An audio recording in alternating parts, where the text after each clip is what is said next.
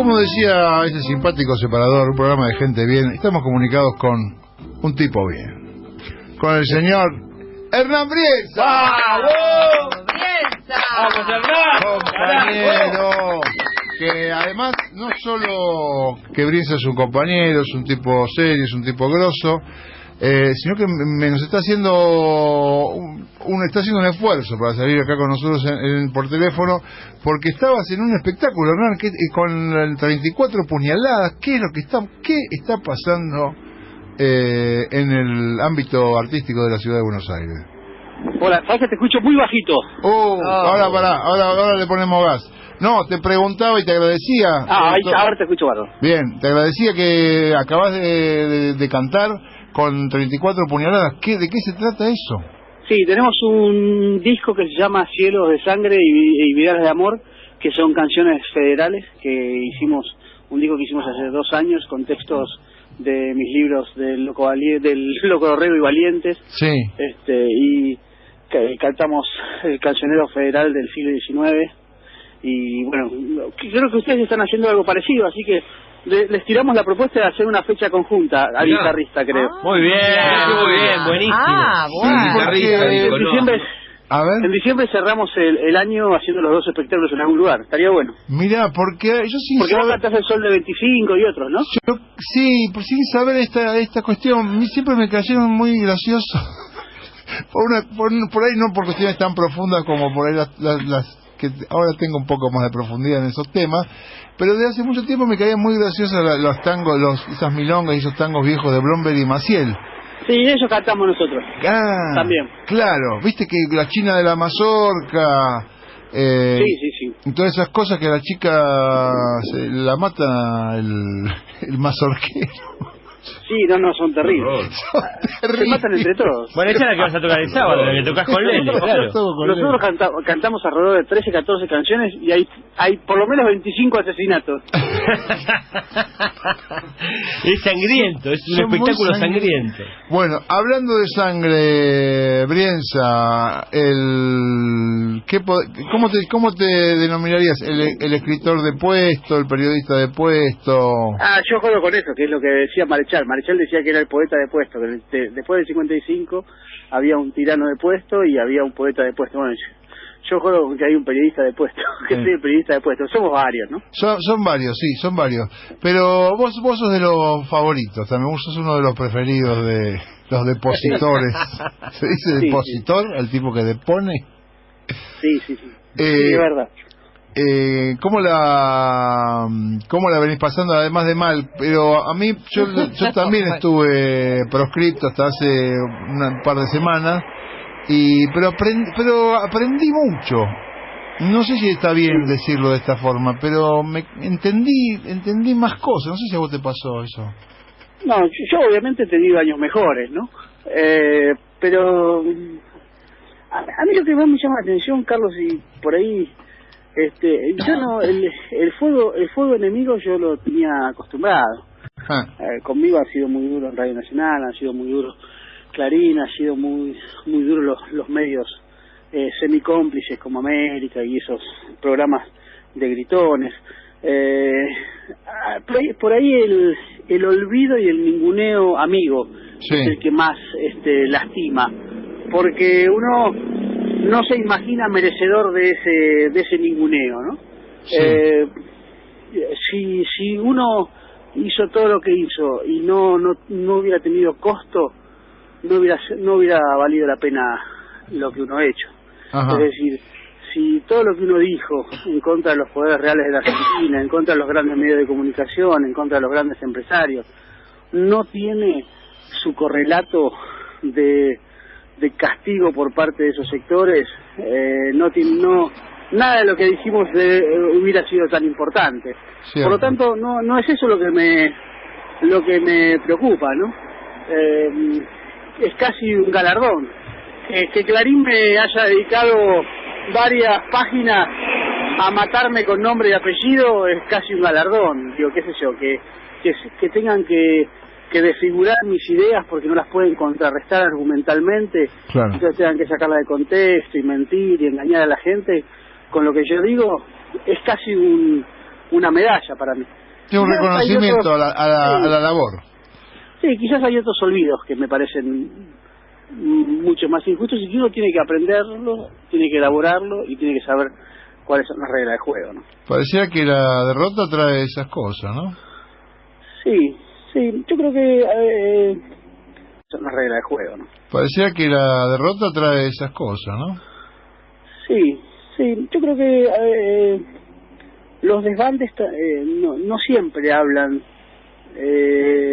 exactamente de los procesos, pero permiten hacer cierres equivocados, ¿no? Yo creo que eso es lo que hay que evitar, ¿no? Hoy justamente tiene que ver con esto, que es el Día del Militante, y lo vivís con cierta sabor amargo, o te sirve que sentirte un militante. No, yo creo que no soy un militante. Ajá. Creo que un militante es ese tipo que da todo por generosidad, que se juega sin pedir cargos, sin cobrar, que lo hace por amor a la causa y amor a la patria. Yo no he sido exactamente un militante. He militado muy joven, pero creo que ninguno de los que de alguna manera hemos ocupado un espacio de comunicación hemos sido estrictamente militantes. Creo que uno puede decir que es un cuadro comunicacional, que es un cuadro intelectual, pero yo tengo mucho respeto por la militancia, porque la militancia es el tipo que no aspira a cargos, el tipo que no aspira a más que a la generosidad de amar a su patria, ¿no? Sí. Yo creo que hay un montón de esas personas que valen la pena reivindicar. Yo prefiero ser escueto a la hora de definirme en esos términos. Creo que hay gente que se ha comprometido desde un anonimato absoluto, y además sin siquiera la caricia de la fama o la caricia del afecto de la gente que te para en la calle. Entonces, qué sé yo, no querría robarle méritos a tipos que ponen lo que hay que poner, ¿no? Está bien. Hoy abrí el programa preocupado yo por la obvia campaña o el armado que vienen construyendo desde hace rato en cuanto a poner bajo sospecha a cualquiera que tenga simpatía o haya tenido simpatías o que sea militante de la causa de los últimos gobiernos kirchneristas. Sí. ¿Cuánto te preocupa? ¿Cómo vos conocés mucho de historia de nuestro país, y de la historia del peronismo y de la historia de los gorilas, que es la historia de nuestro país? Sí, yo siempre hay dos cosas, ¿no? Primero, yo creo que el macrismo cometió un error muy tonto, que es muy costoso para los argentinos. El macrismo tenía dos opciones: o convertirse en un desarrollismo a lo Frondizi y olvidar lo pasado y hacer una política un poco más conciliadora, o convertirse en el 55 en una remake. Lo escribí el 11 de diciembre del año pasado esto, cuando todavía trabajaba en Tiempo Argentino, y decidió convertirse en una fusiladora mediático-judicial, ya no por vía de las armas, sino por vía de ese compendio de corrupciones que son los medios y la justicia. Sí. Y más allá de las causas, y más allá de las pruebas, más allá de las investigaciones que haya que hacer, digo, no me voy a meter en esas cuestiones. Pero yo lo que creo que ese aparato mediático, esa fusiladora mediático judicial, lo que hace es mucho daño a los argentinos, porque hoy incluso el votante macrista está un poco cansado de que le echen la culpa a los perritos de Cristina de la toma de deuda de 50.000 millones de dólares que hizo Macri este año, ¿no? No todo es justificable, ni por la pesada herencia, ni por el se robaron todo. Y yo creo que la gente poco a poco empieza a aburrirse, empieza a cansarse, empieza a darse cuenta, empieza a cambiar el humor. Y yo creo que es una pena que el liberalismo conservador en la Argentina no haya podido recuperarse nunca de la lógica de civilización o barbarie, ¿no? Que cree que se puede extirpar lo que lo desafía, ¿no? Vos en algún momento habías pensado que era una derecha moderna esta, ¿no? Que venía... Sí. La habías visto diferente. Tiene algunas características, de todas maneras, de modernidad, pero el liberalismo conservador siempre tiene algo de modernidad. Siempre viene acompañado de algo de modernidad, pero que después su brutalidad, su desapego por las mayorías y sobre todo las ambiciones personales como grupo dominante terminan haciendo que no puedan llevar adelante un proyecto de pacto, de inclusión o de seducción a las mayorías, ¿no? Y yo creo que el macrismo volvió a cometer ese error, ¿no? ¿Te preocupa hasta dónde pueden avanzar sobre los derechos, digamos, así como avanzaron sobre vos? Y yo creo que quieren avanzar sobre cualquiera parecido a vos, porque están viendo, bueno, nada, yo creo que preparan ellos tienen una ambición, son tipos muy ambiciosos, ¿no? Creo que quieren poder perseguirnos y agarrarnos por la calle como a los perros cuando había perrera. ¿Cuánto te preocupa y cuánto ves que podrían llegar? ¿Hasta dónde pensás que podrían llegar? Y qué sé yo, mirá, Milagro Sala está preso desde hace varios meses y el gobernador de Jujuy dijo esa mujer no va a ser liberada. Sí. Con lo cual, si un ejecutivo tiene la potestad de decir cuándo se libera a una presa política, estamos en una Argentina muy complicada. Yo creo que te inventan causas en cualquier momento, que te inventan investigaciones falsas, y si no van a lastimarte, a lesionarte el honor, que es una especie de muerte civil, donde te acusan de defensor de la corrupción, o te acusan de haber, qué sé yo, sustraído pollito cuando eras chiquito. Y yo creo que de todas maneras esa maniobra ya tiene poca vida, pero creo que si no logran equilibrar el aeroplano van a pasar a una segunda fase de represión que es más fuerte, ¿no? Y más dura. Claro. Ojalá no lo hagan, ¿no? Ojalá no lo hagan porque la Argentina no se lo merece. Pero creo que ahí está justamente la estupidez, el sector estúpido del macrismo, ¿no? Lo que quiere es cree que se puede borrar la historia con un decreto o con una sentencia judicial, ¿no? ¿Sabes cuál es el problema, Carlos, con esto? Que fracasan en la promesa que le hicieron a su propio votante. Porque el votante del macrismo se cansó un poco de esta lógica amiga-enemiga que tenía un poco el kirchnerismo. Vamos a decir las cosas.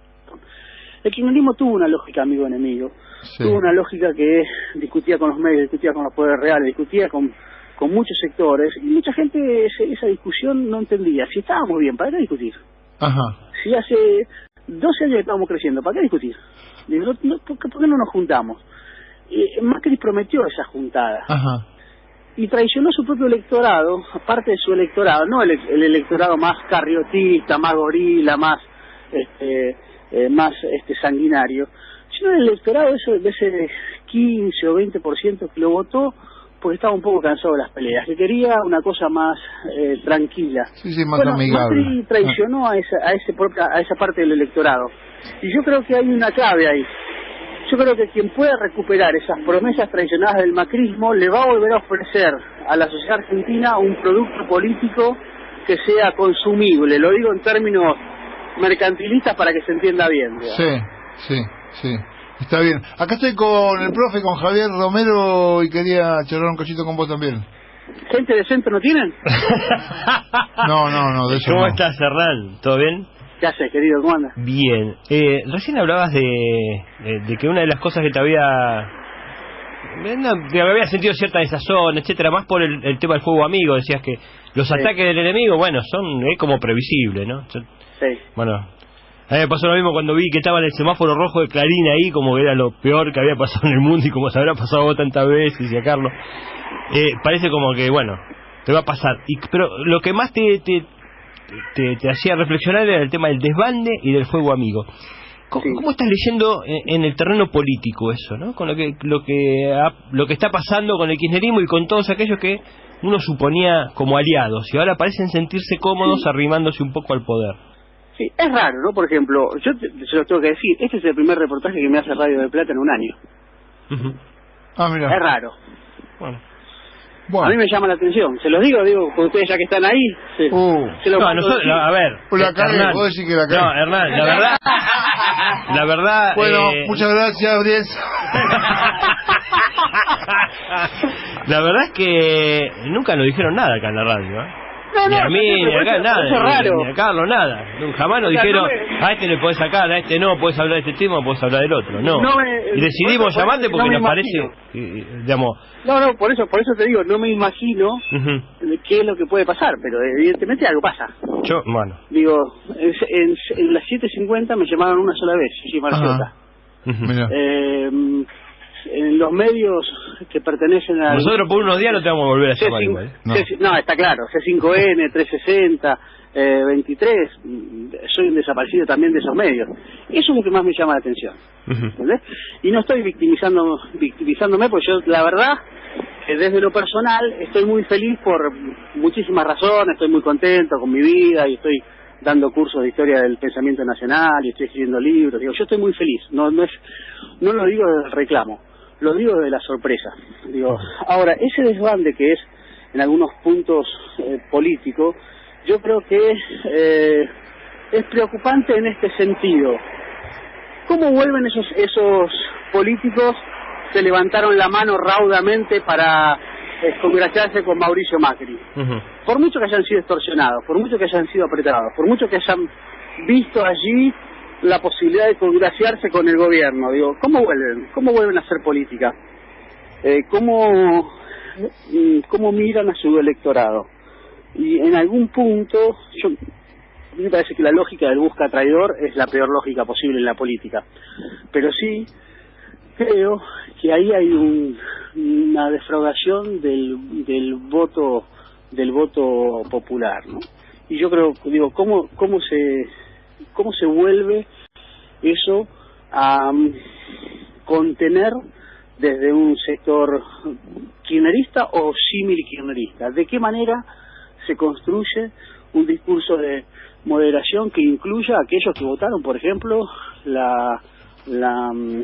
endeudamiento de 50.000 millones de dólares? Claro, o pago los buitres, el pago los buitres. Hicieron barbaridades, metieron al abogado del Clarín en la Corte Suprema, hicieron barbaridades. Y lo votaron, ¿no? Digamos, lo votaron, levantaron la manito. Ese sentido es.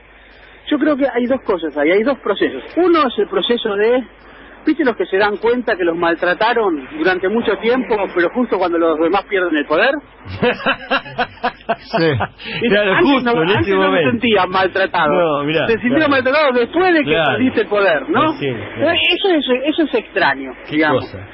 ¿Por qué digo? Porque la verdad, flaco, bancátela. Bancátela. Claro. Si te maltrataron y te acordaste ahora, tenés un poquito de dignidad y bancátela en ese sentido. Ahora, creo que hay otra cosa, que es cómo se construye poder desde la oposición después de haber sido gobierno. Y yo creo que las lógicas que impone la verticalidad ejecutiva cuando estás en el gobierno no sirven para construir alianzas más amplias y generosas cuando estás en la oposición. La legitimidad que te da el pasado tiene patas cortas, digo, y allí hay que hacer política, ahí hay que llenarlo con política, pero hay que llenarlo con política. Yo creo que el gran problema es que no hay generalato, no hay coronelato en el kirchnerismo. Es decir, está Cristina, que tiene la relación con sus votantes, que es directa, que es insustituible, y después no hay quien articule esos sectores de poder, por voluntad propia, por imposibilidad, porque solamente se legitima a Cristina, por lo que sea. No se ha construido liderazgos intermedios, no se han construido una organización que pueda contener el desbande, porque si vos hubieras tenido el bloque bien articulado, es decir, con empresarios reales, con cuadros políticos reales, con dirigentes reales, con poder territorial, el desbande, que no ha sido un desbande por golpe de Estado, sino por que perdiste las elecciones, no debería haber sido tan brutal. Sí. O sea, vos lo que tenías era que sí o sí controlar cuotas de poder cuando vos te vas. Porque no te fuiste traumáticamente, te fuiste porque perdiste una elección.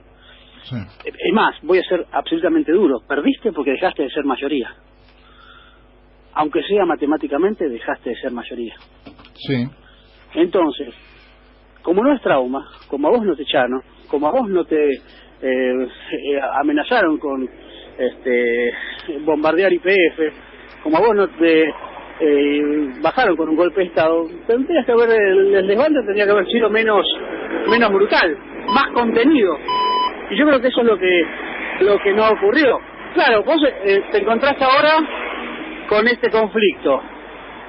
Tenés sectores que tienen algunas razones para cuestionar cómo se hacen las alianzas, pero que en realidad van por el chori y la coca a sentarse con los funcionarios macristas a ver cuántos planes le dan, cuántos cajas le dan, cuántos choripanes le dan, y después tenés sectores. Sí, pero es a cambio de, por ejemplo, de no nombrarla y eso, es raro eso también, ¿eh? Y bueno, pero ¿qué quiere que haga? ¿Vos lo ves? Sí, sí. No, sí. Claro que se ve, sí. Estábamos viendo uno. Lo vemos todo, ¿viste? Sí. O sea, los tipos que van, te corren por izquierda y cierran por derecha planes para su militante, sus políticos. ¿Cómo? Claro, pues, esto lo puedo decir porque ahora, por primera vez en mi vida, estoy como el francotirador en el campanario, ¿viste? Está bien.